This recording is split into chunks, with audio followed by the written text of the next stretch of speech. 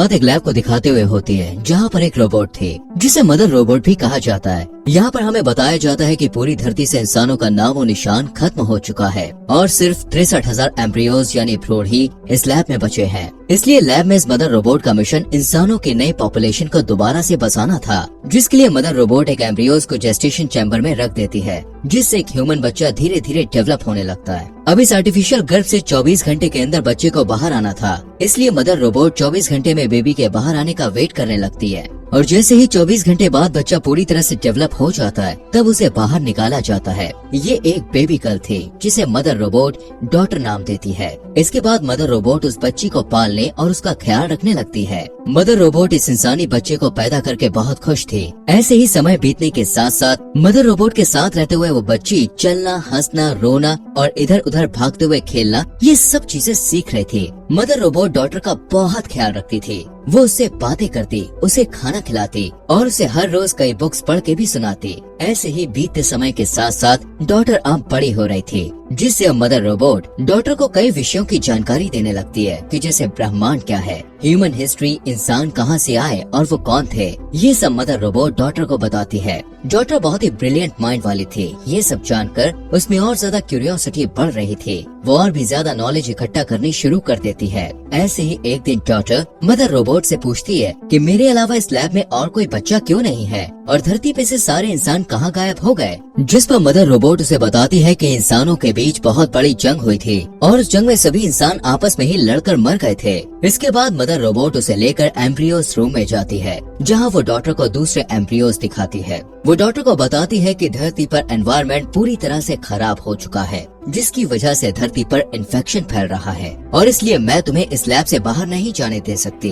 क्योंकि इससे तुम्हारी जान भी जा सकती है। जब डॉटर थोड़ी और बड़ी हो जाती है तो मदर रोबोट उसे बताती है कि मैंने तुम्हें कैसे पैदा किया था। वो उसे उन मशीनों को भी दिखाती है जिनसे उसे पैदा किया गया था। मदर रोबोट डॉटर को कहती है कि तुम्हें इन सारी मशीनों के बारे में जानना होगा और एक अच्छी मदर बनने के लिए प्रैक्टिस करनी होगी, क्योंकि आगे चल के तुम्हें ही आने वाली नई पॉपुलेशन को संभालना है। इसी तरह इन दोनों में ऐसी बातें चलती रहती हैं। मदर डॉटर को कभी भी ऐसा फील नहीं होने देती कि इस लैब से बाहर भी कोई दुनिया है। ऐसे ही कई साल गुजर जाते हैं और अब डॉटर अपने टीनेज में पहुंच चुकी थी। वो 18 साल की हो चुकी थी, लेकिन अब वो इस लैब से बाहर की दुनिया देखना चाहती थी कि बाहर क्या है।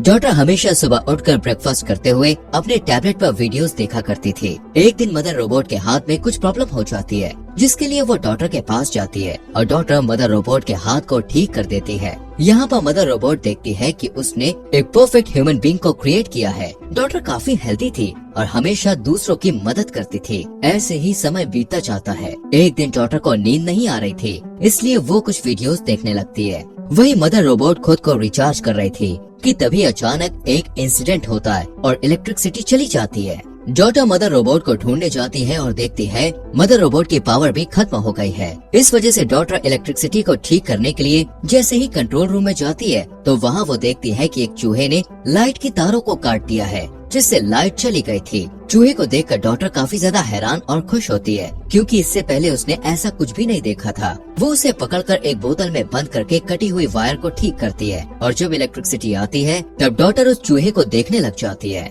वही मदर रोबोट पूरी तरह रिचार्ज हो जाती है। यहाँ पर डॉटर मदर रोबोट को वो चूहा दिखाती है, जिसे देखकर मदर रोबोट थोड़ा घबराई हुई कहती है कि इस चूहे के अंदर आने का मतलब है कि एयरलॉक में कुछ गड़बड़ है, जिस वजह से बाहर की प्रदूषित हवा हमारी लैब में लीक हो रही है। वो कहती है कि हो सकता है ये चूहा भी इन्फेक्टेड हो। इतना कहते हुए मदर रोबोट डॉटर के सामने ही उस चूहे को जला देती है। डॉटर को मदर रोबोट के इस बिहेवियर पर बहुत गुस्सा आता है। इसके बाद मदर रोबोट उस एयरलॉक को डिकंटामिनेट करती है और इस एरिया को क्वारंटीन कर देती है। कुछ दिन के बाद डॉटर का बर्थडे होता है और मदर रोबोट उसे गिफ्ट देती है। थोड़ी देर बाद मदर रोबोट जब खुद को रिचार्ज कर रही होती है तो डॉटर को एयरलॉक की तरफ से कुछ आवाज सुनाई देने लगती है, लेकिन जब डॉटर एयरलॉक की तरफ चेक करने जाती है तो उसे वहाँ कुछ दिखाई नहीं देता। यहाँ पर डॉटर डिसाइड करती है कि वो बाहर की दुनिया को देखने जाएगी, जिसके बाद वो एक प्रोटेक्टिंग सूट पहन लेती है कि तभी फिर से उसे कुछ आवाज आती है और जैसे ही वो उस लैब का फर्स्ट एयरलॉक खोलती है तो उसे फिर से एक औरत की मदद के चिल्लाने की आवाज आती है। यहाँ पर डॉटर एक प्रोटेक्टिंग सूट अपने पास रख लेती है और सेकंड हैच खोल देती है और देखती है कि उसके सामने एक घायल औरत है जो जख्मी हालत में डॉटर से हेल्प मांगती है। फिर डॉटर उसकी हेल्प करने के लिए उसे पहनने के लिए वो सूट देती है उधर दूसरी साइड मदर रोबोट भी पूरी तरह रिचार्ज हो गई थी और डॉटर की तरफ ही आने लगी थी। डॉटर जब उसे अपनी तरफ आता हुआ देखती है तो वो जल्दी से एयरलॉक को बंद कर देती है। मदर रोबोट को पता चल जाता है कि एयरलॉक को खोला गया था, इसीलिए वो डॉटर से पूछती है कि तुमने एयरलॉक ओपन क्यों किया। जवाब में डॉटर मदर रोबोट को झूठ कहती है कि मुझे बाहर की दुनिया देखनी है, इसलिए मैंने दरवाजा खोल दिया। मदर रोबोट डॉटर को वार्निंग देती है कि तुम्हें बाहर जाना अलाउड नहीं है क्योंकि जहरीली गैस के कारण तुम्हारी जान को खतरा है। इसके बाद मदर रोबोट डॉटर को पनिशमेंट के तौर पर एग्जाम के लिए लेकर आती है, जिसके लिए मदर रोबोट डॉटर को एग्जाम के लिए एक डिवाइस देती है और खुद लैब में काम करने चली जाती है। तभी डॉटर मदर रोबोट के वहाँ पर न होने का फायदा उठाकर वापस एयरलॉक खोलकर बाहर आती है, जहाँ पर वो देखती है कि वो जख्मी औरत बेहोश पड़ी थी। वहीं उस जख्मी औरत के पास एक बैग पड़ा था। जब डॉटर उसे खोलकर देखती है तो उसमें एक गन मिलती है। डॉटर उस गन को अपने पास रख लेती है और उस औरत को होश में लाने की कोशिश करती है और उस औरत को फिर होश आ जाता है। यहाँ पर डॉटर ये सोचने लगती है कि मदर रोबोट ने मुझे बताया था कि इन्फेक्शन की वजह से धरती पर सारे इंसान खत्म हो चुके हैं, इसलिए डॉटर उस औरत को देखकर बहुत ज्यादा हैरान होती है और बाएं फैलाए हुए इन्फेक्शन का कोई भी असर उस औरत पर दिखाई भी नहीं दे रहा था। डॉटर उस जख्मी औरत को लेकर लैब में जाती है और उसे वहाँ पे छुपा देती है और उसके लिए मेडिसिन लेने चली जाती है। मेडिसिन ढूंढते वक्त डॉटर को थोड़ी चोट लग गई थी, लेकिन तभी वो मदर रोबोट को उस रूम के बाहर से गुजरता हुआ देखकर छुप जाती है। वहीं वो औरत लैब में मदर रोबोट को देखकर घबरा जाती है। वो जल्दी से डॉटर को उसकी गन देने को कहती है। अब डरी हुई डॉटर उसे उसकी गन वापस दे देती है। उस औरत की हरकतें देखकर डॉटर और भी ज्यादा घबरा गई थी। वही मदर रोबोट वापस एग्जाम रूम में जाती है और डॉटर को वहाँ न पाकर उसे ढूंढते हुए डॉटर और उस औरत को एक साथ देख लेती है। तभी मदर रोबोट को देखकर वो औरत मदर के ऊपर गोलियां चलाना शुरू कर देती है, जिनके बाद मदर रोबोट पर कोई भी असर नहीं होता। मदर रोबोट उसे पकड़कर काफी टॉर्चर करने लगती है, लेकिन ये देखकर डॉटर मदर रोबोट को उसे मारने से रोक लेती है। टॉर्चर की वजह से उस औरत को काफी चोट पहुंची थी, इसलिए डॉटर मदर को उसकी हेल्प करने के लिए कहती है। डॉटर की बात मानकर मदर रोबोट उस औरत को छोड़ देती है और उसका ट्रीटमेंट करने के लिए उसे वहाँ से मेडिकल रूम ले जाती है।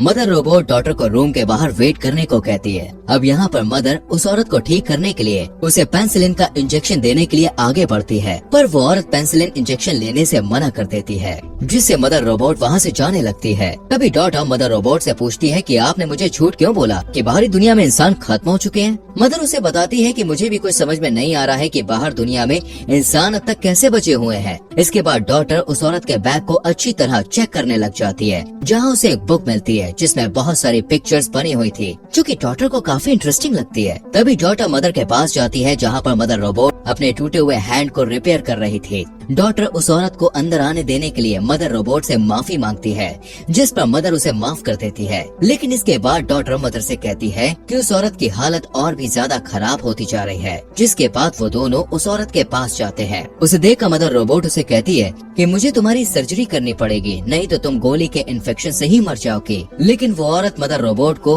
उससे दूर रहने के लिए कहती है। इस सिचुएशन को देखते हुए डॉटर मदर रोबोट की हेल्प से खुद ही उस औरत की सर्जरी करने लगती है और बुलेट्स को उसकी बॉडी से बाहर निकाल लेती है।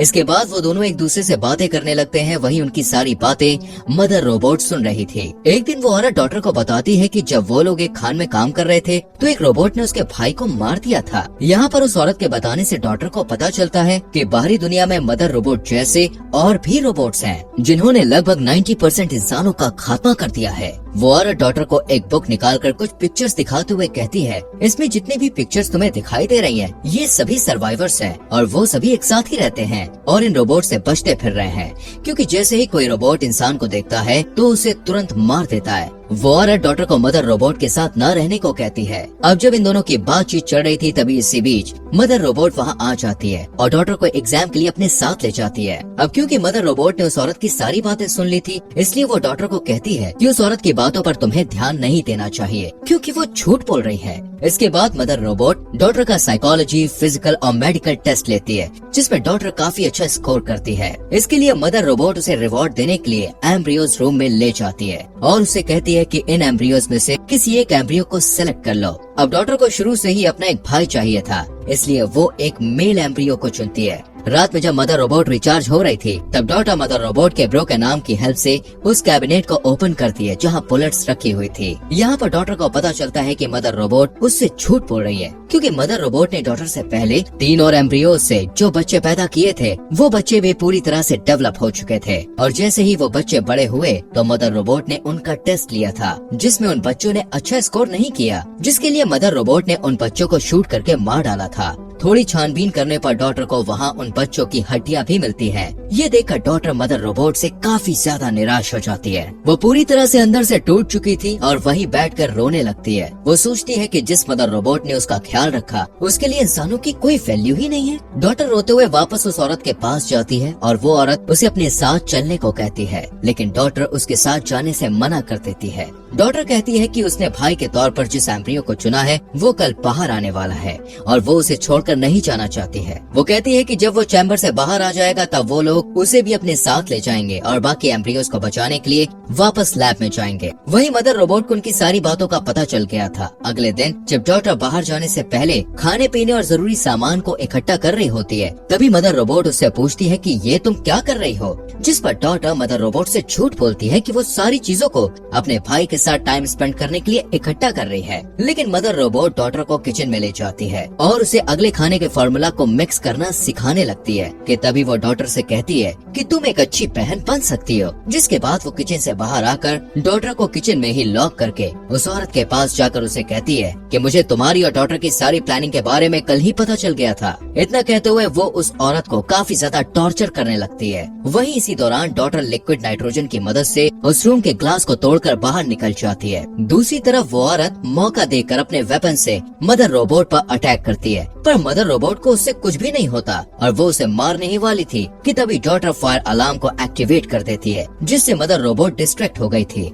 और वो उस औरत को छोड़कर फायर का पता लगाने के लिए चली जाती है। वहीं वो औरत और डॉटर एक साथ मेन डोर की तरफ भागने लगती है, लेकिन तभी वहाँ मदर रोबोट आ जाती है, जिससे वो औरत मदर रोबोट को कहती है कि मेन डोर खोल दो वरना मैं डॉटर को मार दूंगी। यहाँ पर मदर रोबोट डॉटर को बचाने के लिए डोर ओपन कर देती है।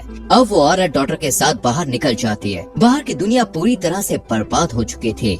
वहाँ इंसान, पेड़ पौधे और जानवरों का नामो निशान नहीं था। यहाँ तक कि जमीन भी पूरी तरह से बंजर हो चुकी थी। किसी तरह डॉटर और वो औरत वहाँ से भाग जाते हैं। भागते हुए डॉटर देखती है कि कुछ रोबोट्स वापस से दुनिया को बेहतर बनाने की कोशिश कर रहे हैं। कुछ टाइम बाद वो औरत डॉटर को लेकर एक कंटेनर पर पहुँचती है, जहाँ डॉटर पहली बार ओशन को देखकर बहुत खुश थी, लेकिन वो हैरान थी कि बाकी के सर्वाइवर्स कहाँ हैं। जब वो उस औरत से ये सवाल पूछती है तब वो औरत बोलती है कि वो लोग काफी साल पहले माइंस में रहा करते थे, पर खाना न मिलने की वजह से बाकी सर्वाइवर मर गए, जिससे वो रोबोट से बचने के लिए इस कंटेनर में रहकर ही जिंदगी जीने लगी थी। वो डॉटर को बताती है कि अब पूरी दुनिया में कोई भी सर्वाइवर नहीं बचा है और वो दोनों ही आखिरी 2 इंसान है। ये बात सुनकर डॉटर काफी हैरान परेशान हो जाती है और रोने लगती है और कहती है कि तुमने मुझसे कितना बड़ा झूठ बोला। तभी वो उस औरत से कहती है कि मुझे अपने भाई को बचाना है और वो वापस लैब की तरफ जाने लगती है। जब वो लैब तक पहुंच जाती है तो वो देखती है कि लैब के आगे बहुत सारे रोबोट्स खड़े होकर लैब को सिक्योर कर रहे हैं। वो रोबोट्स डॉटर को स्कैन करके उसे लैब के अंदर जाने की इजाजत दे देते हैं। यहाँ पर डॉटर काफी ज्यादा घबराई हुई थी, इसलिए वो एक कुल्हाड़ी उठा लेती है और अंदर जाने लगती है। अंदर जाकर वो देखती है कि मदर रोबोट एक न्यूबॉर्न बेबी की देखभाल कर रही है।